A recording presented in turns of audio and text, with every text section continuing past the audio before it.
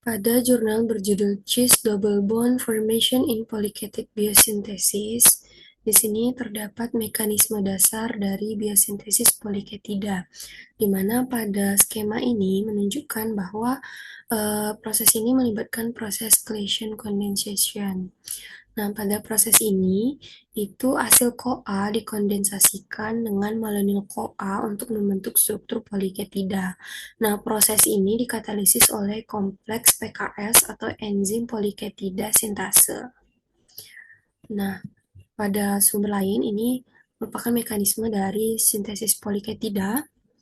Nah, permasalahan yang saya ambil di sini, apabila tahap elongasi ini dihilangkan gugus keto, apa yang akan terjadi? Apakah dapat mengganggu proses dari biosintesis poliketida ini? Nah, ternyata enzim KR atau gugus keto menjadi gugus hidroksil. Nah, jika gugus keto ini tidak dapat direduksi, nah maka rantai karbon tidak dapat terelongasi dengan baik. Nah, proses pembentukan asam lemak juga akan terhambat. Nah, hal ini menyebabkan nantinya akan terbentuk asam lemak dengan rantai yang lebih pendek. Nah, asam lemak dengan rantai yang lebih pendek ini nantinya akan berpengaruh pada aktivitas biologisnya yang menjadi lebih rendah, yang disebabkan perubahan struktur dan interaksi dengan target biologis nantinya. Selain itu juga akan berdampak pada kualitasnya. Biasanya akan cenderung memiliki titik leleh dan titik didih yang lebih rendah.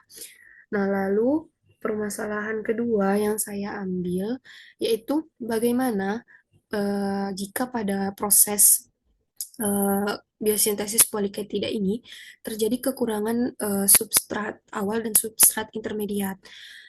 Apakah apa yang akan terjadi pada proses biosintesis ini? Nah, ternyata kekurangan substrat awal seperti asetil-CoA dan malonyl-CoA ini dapat membatasi laju reaksi pada tahap inisiasi. Nah, kekurangan substrat intermediat atau NADPH ini itu akan menyebabkan pembentukan akhir akan menghambat tahap reduksi atau bahkan dapat berhenti.